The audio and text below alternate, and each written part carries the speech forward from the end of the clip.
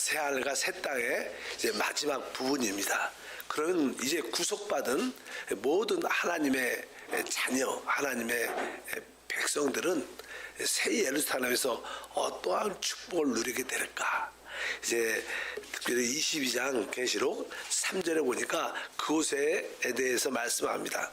다시는 저주가 없으며 하나님과 그 어린 양의 보좌가 그 가운데 있으리니 그의 종들이 그를 섬기며 이렇게 말씀합니다. 다시는 저주가 없다. 옛 창조에 속했던 이전 시대에 있었던 모든 죄와 사망이 다 불못에 던져졌기 때문에 더 이상 저주가 없습니다. 근데 저주가 없는 주된 이유는 무엇인가? 여기 보니까 하나님과 어린 양의 보좌가 그 가운데 있을 것이다. 우리도 이 땅에서 살아갈 때 항상 우리의 심령에 우리 가운데 내 안에 하나님 보좌가 확실하게 있으면 저주가 없습니다. 그래서 뭐야? 우리가 그 보호자 권위에 늘 순복하는 그런 생활이 있다는 거예요. 하나님의 그 말씀과 영적인 권위에 늘 우리가 보호자에 순복하면 자연스럽게 그 결과적으로 저주가 없게 될 것이다. 여러분 삶 속에 주님의 보호자가 있습니까? 항상 그분이 나의 머리가 되고 나의 권위가 되고 나의 모든 첫 번째가 되신다. 이런 생활 속에 늘 그것이 있다면 우리는 저주가 없을 겁니다. 또 그것은 항상 이 보좌가 가운데 있으니까 다시는 저주가 없고 그 다음에 그의 종들이 그를 섬기며 이제 우리들은 바로 주님의 종으로서 그분을 섬기는 어떤 분을 바로 어린 양이신 그분을 섬긴다. 우리가 4절이 되고 보니까 그의 얼굴을 볼터이여 그의 이름도 그들의 이마에 있으리라. 그러니까 우리가 하나님과 어린 양의 보호자에 계신 그 어린 양이신 그분을 우리가 섬길 때 바로 여기 보니까 그분의 얼굴을 본다. 그러니까 이게 사실 이렇게 얼굴을 본다는 것은 그분의 임재가 있다는 거예요. 그분의 우리가 참된 봉사는 무엇이냐? 참된 봉사는 일을 열심히 잘하는 게 아니라 내가 주님을 섬길 때 주님이 우리와 나와 함께하고 있다. 그 임재를 느껴야 돼요. 그 얼굴을 본다는 것은 뭐 지금 얼굴을 이렇게 서로 보면 이렇게 그분이 나와 함께 하고 있자. 뭐 사실 얼굴 봐야 될 거 아니에요? 그분의 임재를 뜻합니다. 그러니까 항상 우리가 내가 올바른 봉사, 올바른 섬김이 있는가? 그 의미는 뭐예요? 나에게 지금 주님의 얼굴, 주님의 임재가 나한테 있는가?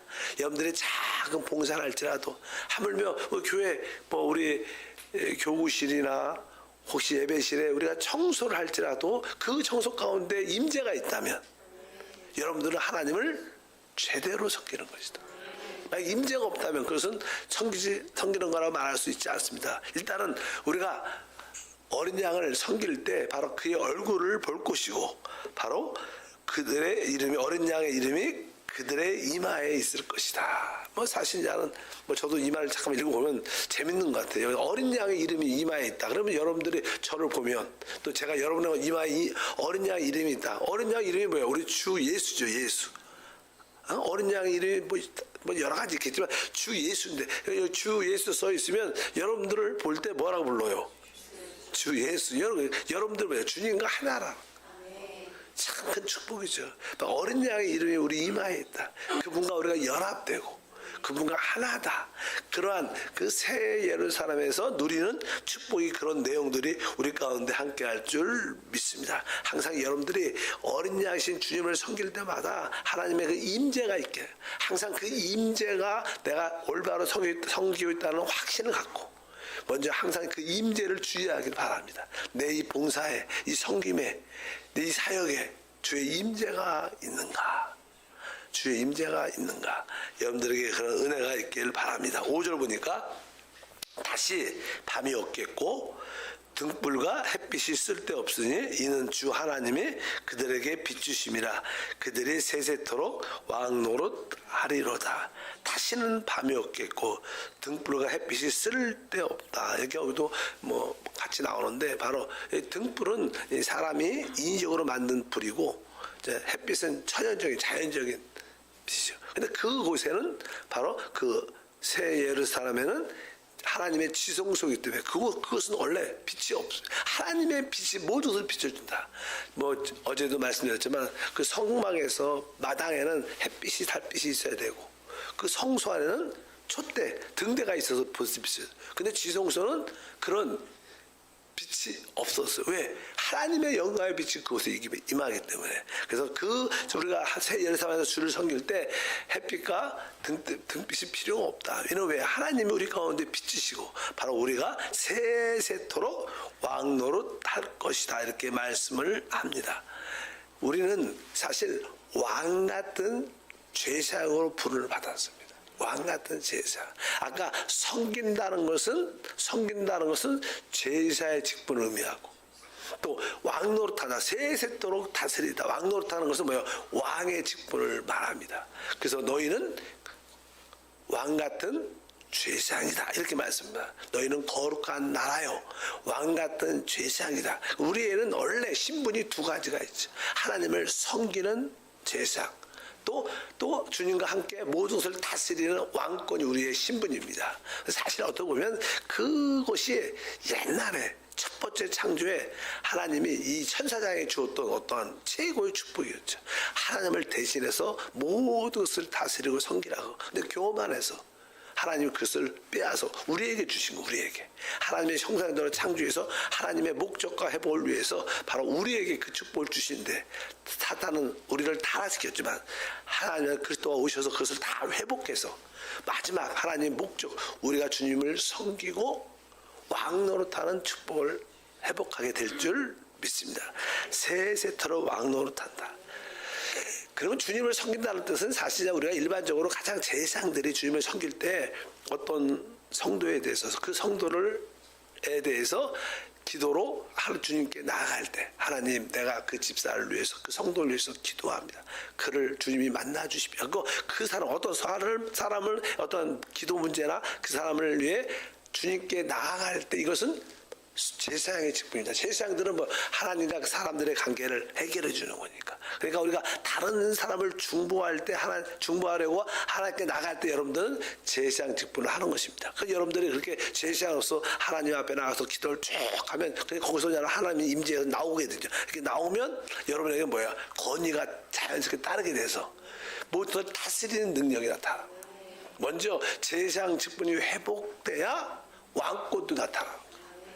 그냥 뭐 무조건 내가 하나님의 왕 같은 권세를 갖고 있으니까 무조건 그렇다고 되는 게 아니라 주님의 임재 안에 제사장으로서 오래 주님 앞에 머물러 있으면 자연스럽게 제사장 직분을 통해서 우리에게 왕권도 함께 한다. 그래서 우리는 왕 같은 제사장인 줄 믿습니다. 그래서 우리가 다른 사람을 위하여 우리가 하나님께 기도할 때 그것은 주님을 섬기는 제사의 직분을 감당하는 것. 사실 그것은 우리에게 진정한 축복이죠. 다른 사람을 위해서 많이 기도해서 여러분들은 주님 앞에 더 많이 머물러 있게 되죠. 더 많이 머물러 있다 보면 장하게 여러분에게는 주님의 왕권이 우리 가운데 생활 속에 나타나게 되어 있다. 이렇게 우리가 주님을 그곳에서 영원히 섬기는 축복이 함께할 줄 믿습니다. 아까 우리가 이 새 예루살렘에는 어떻게 들어가느냐? 그 문으로 진주문으로 들어가야 되는데 막 그리스도의 죽음과 부활을 통하여 그 길이 열려 있습니다. 그래서 우리는 성령으로 거듭나 변화돼야지만 그 땅에 들어갈 수 있어요. 그 축복의 땅에 성에 들어갈 수 있습니다. 오직 다른 길은 없죠. 바로 예수께서 죽음과 부활을 통해서 이루어진 그 문. 바로 우리가 그 문을 성령으로 거듭나고 변화될 때 그 문을 들어가고 이제 거기는 길이 하나죠. 정근길.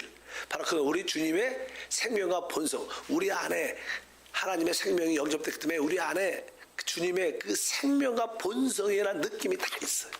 내적인 느낌이. 그래서 여러분들은 그 생명과 본성을 따라 걸어갈 때 여러분들은 뭐예요? 그 생명 그 길을 걸어가는 거예요.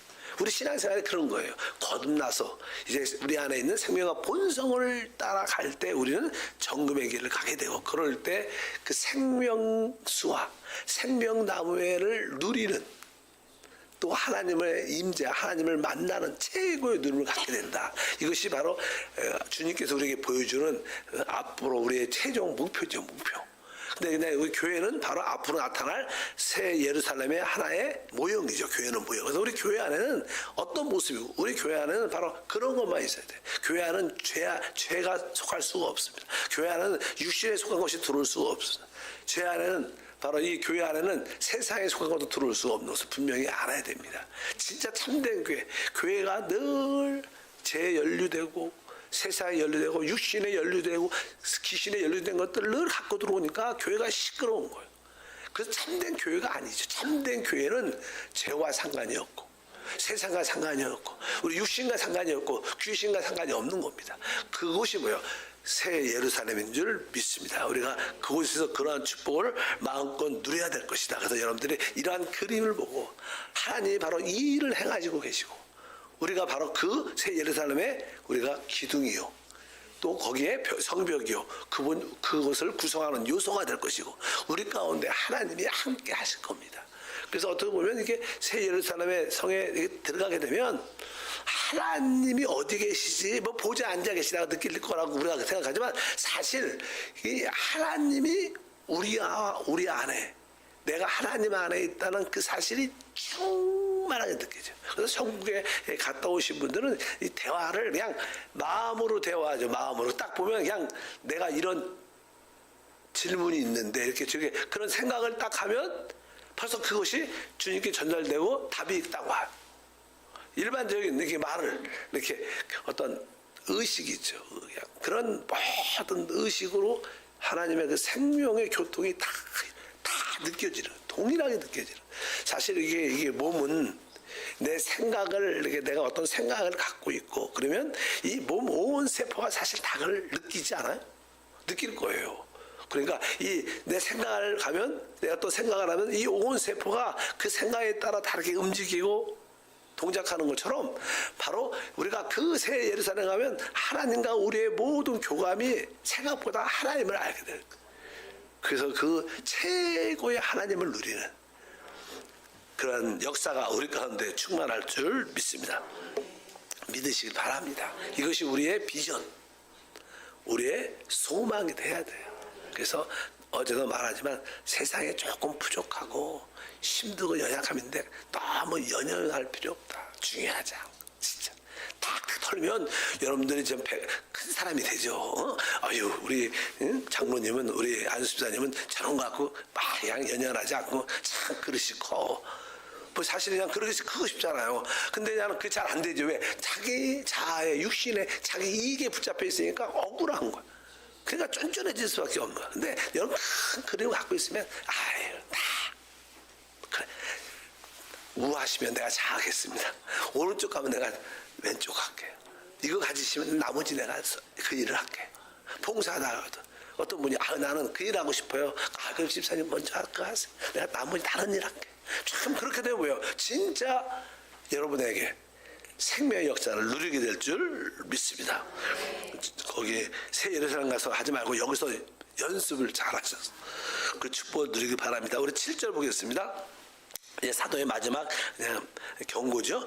보라, 내가 속히 오리니 이 두루마리의 예언의 말씀을 지키는 자는 복이 있으리라 하더라. 그러게 진짜 주님이 그냥 속히 오신다. 우리 주님은 사실 뭐 하루가 천년 같고 천년이 하루 같다고 늘 말하잖아. 그러니까 그분은 뭐 하루 지났어. 이틀 지났어요. 그냥 3일째 주님도 3일 만에 부활하니까 그냥 올 때가 됐습니다. 우리가 볼 때는 막 너무 긴 것 같지만 주님은 잠깐이죠, 잠깐. 내가 속히 온다. 그러면서 이 두루마리의 예언의 말씀을 지킨 자는 복이 있다. 여러분 우리는 듣는 자만 되면 안 되고 그 말씀을 어떻게 지켜 행하는 자가 해야 된다. 근데 사실 우리가 하나님 말씀을 지키는 것은 나의 노력이 아니죠. 우리가 영을 따라 살면 그 영 안에 있는 성령으로 지킬 수 있는 힘이 생기는 거예요. 나의 인위적인 나의 노력이 아니라 우리는 그냥 성령, 영을 따라 살겠다는 목표만 가지면 돼. 계속 주여 영을 따라. 기도도 사실 어떻게 보면 영을 따라 살기 원합니다. 내가 영으로 돌이킵니다. 영 안에 있기를 원합니다. 이런 기도만 하면 사실 되지 않을까요? 그러면 그 안에 계신 성령이 터치되면 그분이 모두 할 수 있는 지혜와 능력과 모든 인내와 견딤을 다 허락해 주실 줄 믿습니다. 10절 읽어보니까 또 내게 말하되 이 두루마리의 예언의 말씀을 임봉하지 말라. 때가 가까우니라. 이 두루마리 예언의 말씀을 이제 임봉하지 말라.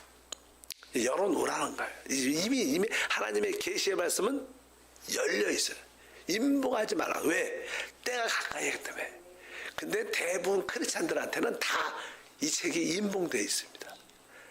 진짜 깨어있는 사람한테는 이 책이 열려 있지만 대부분 사람한테는 임봉되어 있어요. 주님이 임봉하지 말라 그랬는데도 많은 사람한테는 임봉된 책이에요. 왜? 사단이 깨닫지 못하게, 귀신이 믿지 못하게 덮어놓은 거예요. 그걸 깨달아야 돼. 아, 이 모든 책은 지금은 임봉되어 있지 않고 열려 있구나. 하나님, 내가 이 열려진 마음을 깨닫게 도와줘. 나에게 지혜와 계시형을 더하여 주시옵소서.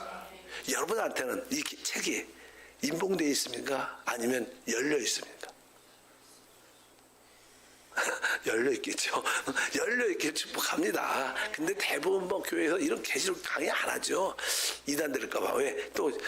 또 현실에만 너무 지. 우리는 참된 소망이니까 하나님 나에게 이 책이 임봉되지 않게 하옵소서. 늘 지혜와 계시형으로 충만하게 하소서. 11절에 보니까 불의를 행하는 자는 그대로 불의를 행하고 더러운 자는 그대로 더럽고 의로운 자는 그대로 의를 행하고 거룩한 자는 그대로 거룩하게 하라. 이 마지막 때가 가까울 때는 이 책도 그냥 열려 있기 때문에, 근데 많은 사람들은 또 이거 닫혀 있어요. 그러니까 거기 보니까 불의한 자는 우리 주님이 마지막 때는 그냥 놔둬요. 자기가 깨어 있어야 되는데 깨어 있지 않으니까 불의한 자는 그냥 불의한 대로, 더러운 자는 그대로 더럽고 의로운 자는 의롭게 놔두고 거룩한 자는 그대로 둡니다. 그러니까 지금 마지막 때는 우리가 근신하게 깨야 돼. 우리가 좀 삐딱하게 나가면 하나님은 그냥 놔둡니다. 막 돌이키라고 옛날에는 막 우리 오라 막 하셨는데 이 마지막 때는 이제 자기가 이제 선택을 했기 때문에 하나님이 더러운 자는 가만, 세상에 빠진 자들은 가만 놔둬.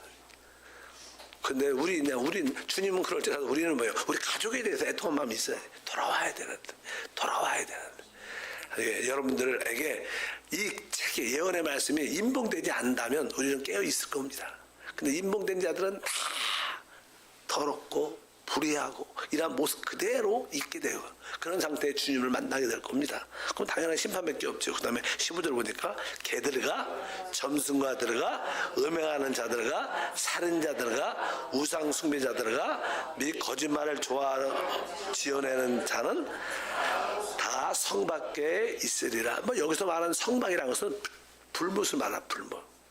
딱 이게 세상 끝에는 마지막에 새 예루살렘 성과 또 영원한 불못이 있죠. 그것도 뭐 그곳에 다 이런 자들은 다 그곳에 던져질 것이다. 이렇게 말씀을 합니다. 16절을 보니까 나 예수는 교회를 위하여 내 사자를 보내어 이것들을 너에게 증언하게 하였노라. 나는 다윗의 뿌리요 자손이니 곧 광명한 새벽별이라 하시더라. 주님께서는 끝에 말하죠. 나는 다윗의 뿌리요 자손이다. 우리가 주님의 인격은 아주 특이하다 그랬어요. 주님의 인격은 신성과 인성을 다 가지고 있어요. 그분은 완전한 하나님이시고 완전한 사람으로 이 땅에 오신 분입니다. 그래서 그분의 신성 쪽에서 보면 그분은 그 다윗의 뭐예요? 뿌리, 근원이에요. 근원. 왜? 근원에 거기서도 그냥 다윗이 뿌리로 올라왔죠. 그러나 그분의 인성은 다윗의 자손이다 이렇게 말하는. 그게 신비죠. 그분은 완전한 하나님과 완전한 사람으로서 신성과 인성, 신성 쪽에서는 다윗의 뿌리 근원이 되시고 또 인성 쪽에서는 그분이 태어나셨으니까 다윗의 자식으로. 그래 뭐라 그래요? 다윗의 자손이다. 그리고 뒤에 보니까 또 광명한 새벽별이라 하더라. 보통 일반적인 사람들은 우리 주님을 태양처럼 보죠. 태양. 낮에 보여. 그러나 이 새벽별은 깨어 있는 사람만 볼 수 있어요. 새벽에 자기 일찍 일어나 새벽에 뜨잖아요. 낮에는 볼 수가 있지 않습니다. 그러니까 이게 우리 주님을 새벽별로 만나야 돼. 이런 사람들이 이기는 자입니다. 보통 일반적으로 낮에 다 보죠. 그렇게 만나서 이기지 못하고 바로 우리는 주님을 이른 새벽에 깨어 있어서 새벽별로 주님을 만나면 바로 우리 그래서 주님께서 왜요? 곧 내가 광명한 새벽별이라고 말씀하시는 줄 믿습니다. 17절입니다.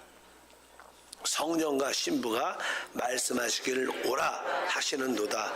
듣는 자도 오라 할 것이요 목마른 자도 올 것이요 또 오한한 자는 값없이 생명수를 받으리라 하시더라.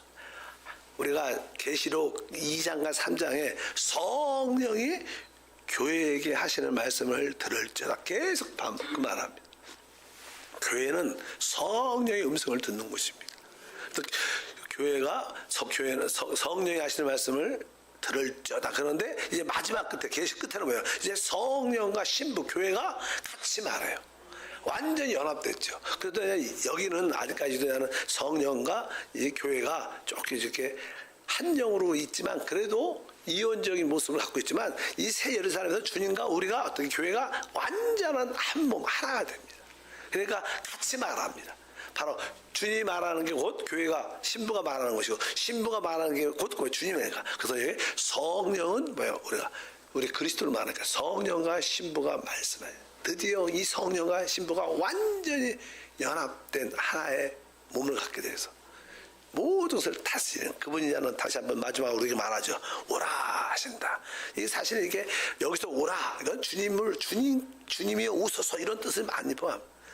우리 모두가 다 구속받은 우리 모두가 주님을 향해서 쭉 오시옵소서. 그러면 이제는 듣는 자도 오라 할 것이고 목마른 자도 올 것이다. 이제 항상 이 땅에 우리 살아가면서 복음의 말씀을 듣고 항상 영적으로 내적으로 목마름 있는 사람은 우리가 주님 앞에 나오면 주님이 한없는 생명수를 주셔요. 근데 그 생명수가 이미 우리 안에 있습니다. 바로 우리가 내가 주는 물을 마시는 자는 영원히 목마르지 아니할 것이다. 그 속에서 영생하도록 솟아나는 샘물이 될 것이다. 우리가 생명수를 이미 마셨죠. 성령을 마셨기 때문에 이 안에 계시기 때문에 그 우리 영 안에 계신 성령은 끊임없이 우리에게 영생하도록 샘물을 흘러내보내죠. 계속 우리가 항상 영으로 들이켜서 그 성령이 계속 흘러내보내는 끝없이 흘러내보내는 그 생명수를 계속 우리가 마셔야 될 줄 믿습니다. 그것을 하나님의 은혜로 우리의 끝납니다. 여러분들은 순간순간 우리 영 안에서 계속 흘러나오는 생명수를 마시고 누리기를 바랍니다. 이제 마지막이죠. 18장 18절에서 21절 끝이죠.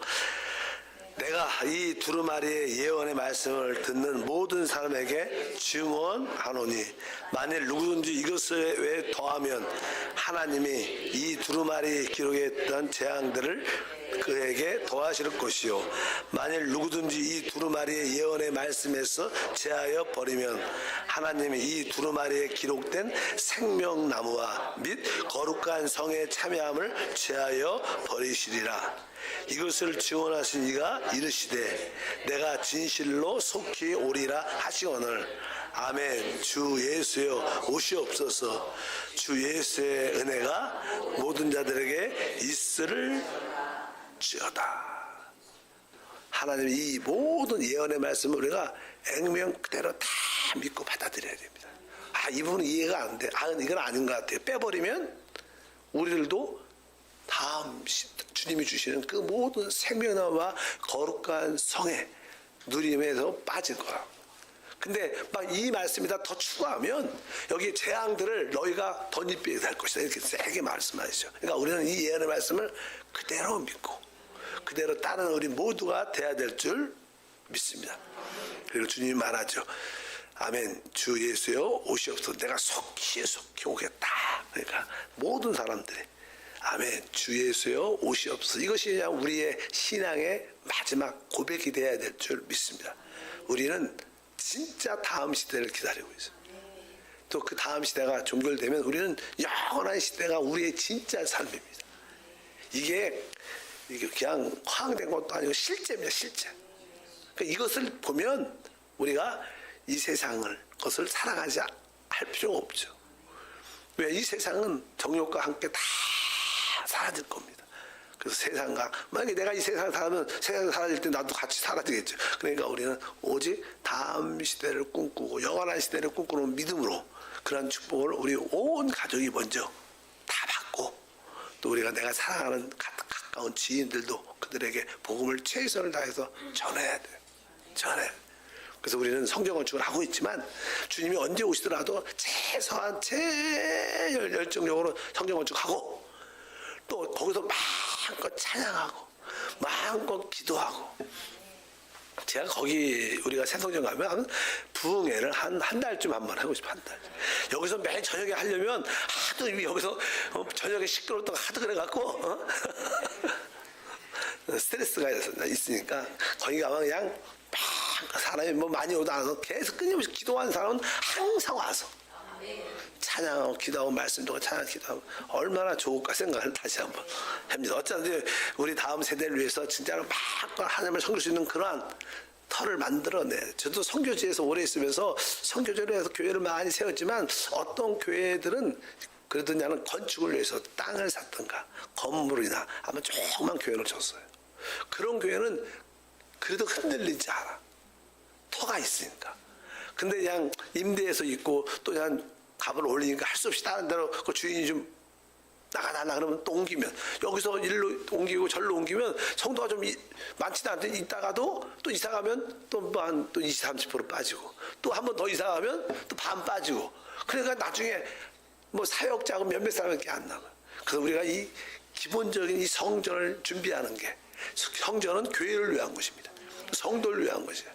우리가 그 사명을 감당해야 될 줄 믿습니다. 여러분, 사명이에요. 사명. 하나님의 우리 교회를 위하여, 우리 다음 세대를 위해서 내가 이 성전에 기쁨으로 동참하리라. 심에 겹도록 한번 하야겠다, 이런 마음을 갖길 바랍니다.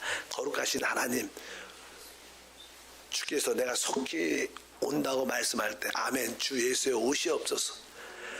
그리고 주님께서 우리에게 주 예수의 은혜가 모든 이들에게 함께할지어다. 이 모든 것은 은혜로 주어집니다. 계시록을 통하여 다시 한번 이 책이 우리에게 임봉되지 말고 열려있는 책이 되게 하소서. 열려있는 책이 되게 하옵소서. 주 예수 이름으로 기도합니다. 아멘.